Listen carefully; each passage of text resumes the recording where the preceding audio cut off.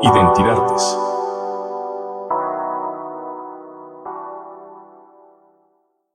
Es un gusto volver a tenerlos en este programa de Identidades.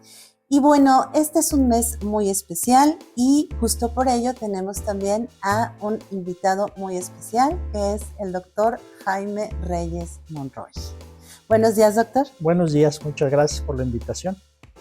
Bueno, pues vamos a platicar sobre un personaje que es sumamente representativo en nuestra ciudad y bueno, también en todo México, que es José María Morelos y Pavón, y que justamente en este mes de septiembre, pues la ciudad le recuerda mucho.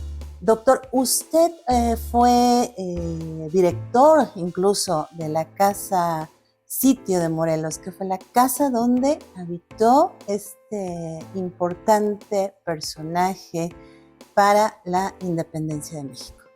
Sí, tuve la oportunidad de dirigir esa institución muy importante aquí en la ciudad. Aquí en Morelia hay que recordar que existen dos museos dedicados a la memoria de José María Morelos y Pavón.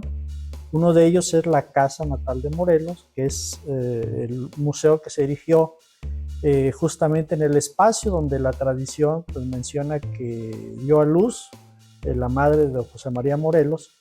Y el otro museo dedicado a este personaje es el Museo de Sitio o Archivo Histórico Casa de Morelos, que pues es un museo hecho donde pues está la casa que compró don José María Morelos en 1801 aquí en Valladolid, y que hoy en día, pues además de operar como museo, bajo la custodia del Instituto Nacional de Antropología e Historia, resguarda uno de los archivos históricos más importantes de México, el archivo del antiguo obispado de Michoacán, que tiene la memoria de pues, la administración eclesiástica de lo que fue el obispado de Michoacán, que pues en aquel momento, en la época colonial, era muy importante. En la época de Morelos, pues era ni más ni menos uno de los obispados más relevantes. Y hay que pues, mencionar que en ese archivo se resguarda una parte de la documentación generada por Morelos en su época de párroco, justamente en la región de Carácuaro. Sí, y es muy importante la figura de Morelos, sobre todo pues para los morelianos, porque justamente es el héroe epónimo, ¿no? Decimos que él es el héroe epónimo porque justamente se cambia el nombre de Valladolid por el de Morelia en honor a este personaje, ¿no? Sí, bueno, en la historiografía reciente se ha estudiado este hecho de cómo se va configurando el panteón cívico, que denominamos, de cómo los que hoy conocemos como héroes de este momento de la gesta de independencia, pues en realidad no fueron reconocidos de manera inmediata como tal. En el caso de José María Morelos, el cambio de nombre de Valladolid a Morelia, pues se da en 1828. Sin embargo, ya algunos especialistas han estudiado las actas, sobre todo del Congreso, y han visto que no había un consenso en realidad para denominar o cambiar el nombre de la ciudad de Valladolid, sino que todavía se percibía que en el Congreso de Michoacán había sectores o grupos que pues todavía no manifestaban en realidad una simpatía por el movimiento de independencia, y entonces este hecho de cambiar el nombre a Morelia pues fue objeto de discusión. Sin embargo, bueno, también fue parte de todo este proceso en el cual se fue elaborando el panteón cívico. Y bueno, baste recordar que para el caso de Morelos, pues yo creo que es el personaje que tal vez tiene más museos que lo honran en México. En Cuautla, en Ecatepec, aquí hay dos museos. Entonces, por ejemplo, en el caso de Ario, también podríamos decir que es un museo que pues, la figura central es Morelos, por el hecho de que ahí en Ario de Rosales, hoy Ario de Rosales, en 1815 se instauró el primer Tribunal de Justicia, que fue justamente uno de los propósitos más anhelados por Morelos, el establecer los tres poderes, o recordar también la Casa de la Constitución en Apatzingán, pues que fue el resultado del Congreso de Anáhuac o de Chilpancingo, y que pues dio como resultado la promulgación del Decreto Constitucional para la Libertad de la América Mexicana, Constitución de Apatzingán. Entonces, en realidad, segunda mitad del siglo XIX, pues sirvió para reconocer y constituir este panteón cívico, y de ahí es que surgen pues muchos museos pues que van a honrar justamente la memoria de personajes como Hidalgo, como Morelos, como Allende, Abasolo, Aldama, y bueno, es parte de esa construcción cívica. Sí, y justo dentro de esta construcción del panteón cívico y de el nacionalismo también, desde muy tempranas fechas en el siglo XIX, incluso durante la gesta insurgente, van a empezar a surgir muchas representaciones iconográficas sobre Morelos. Una de ellas pues lo es el famoso cuadro de pintura de El Mixtequito, que incluso tenemos una reproducción en la casa sitio y que se dice que lo pintó un indígena en Oaxaca, y que puede considerarse como el que más se asemejaría a la efigie de Morelos, ¿no? Hay toda una polémica porque en la iconografía pues, se ha idealizado de cierta manera la figura de estos personajes. Y efectivamente, según los estudios iconográficos, pues mencionan que este retrato fue elaborado en Oaxaca en 1812. Se considera que es una de las representaciones más fieles que existen sobre José María Morelos. Sin embargo, pues también hay que pensar que la iconografía tiene un propósito, sobre todo la iconografía tendiente a exaltar la memoria del personaje. Entonces, pues bueno, hay, digamos, distorsiones, vamos a decir. Vamos a pensar en ese cuadro, ¿no?, que justamente se pinta en el momento de la toma de Oaxaca. Entonces, pues, en realidad Morelos anduvo, como decimos, a salto de mata durante muchos años. Y es difícil pensar que tuviera la calma y todo el tiempo para posar como está posando. Hay que ver que el cuadro en realidad pues, está lleno de alegorías, está lleno de símbolos, que en realidad intentan transmitir esa imagen del que para ese momento ya era considerado el máximo héroe militar de la insurgencia. Si nosotros, por ejemplo, leemos las referencias que hace un personaje como Andrés Quintana Roo, por ejemplo, quien fue un personaje que estuvo cerca de Morelos, y cuando leemos la descripción que él hace de Morelos, pues no corresponde en esa idea que se ha configurado a través de las obras de arte.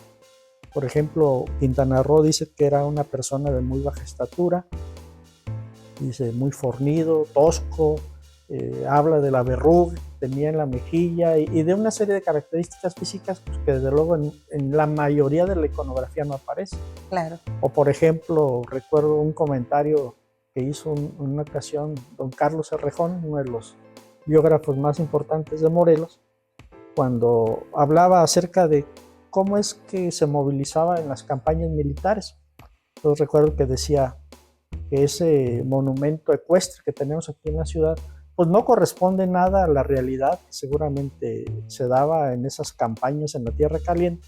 Dice, bueno, ese caballo pues es un caballo de desfile, ¿no? Y realmente seguramente Morelos andaba montado, dice, en una mula, porque eran las bestias más adecuadas para transitar esos caminos que él anduvo. Entonces, bueno, hay que entender que la iconografía creada justamente en el siglo XIX tiene un propósito. Tiene un propósito, y que es en la mayoría de las ocasiones exaltar la figura de estos personajes, sobre todo porque también en este tiempo empiezan las conmemoraciones cívicas. Entonces, pues bueno, en las conmemoraciones cívicas pues, siempre hay que tener presente una figura, y qué mejor que una figura pues, que demuestre gallardía, que pues demuestre pues justamente todos aquellos símbolos pues, que van generando una identidad. Y por eso es que en la iconografía se han establecido imágenes pues, que se han reproducido para la posteridad, con algunas modificaciones, pero son iconos justamente que surgen y que cuando los contrastamos con lo que se menciona pues, de quienes vieron y describieron de una manera más real, pues hay ciertas contradicciones, desde luego. Sí, efectivamente. Muchas veces la efigie de estos personajes fue construida, ¿no? Decimos que para que el público nos comprenda, es una construcción porque los pintores, los artistas de la época fueron construyendo la figura del héroe.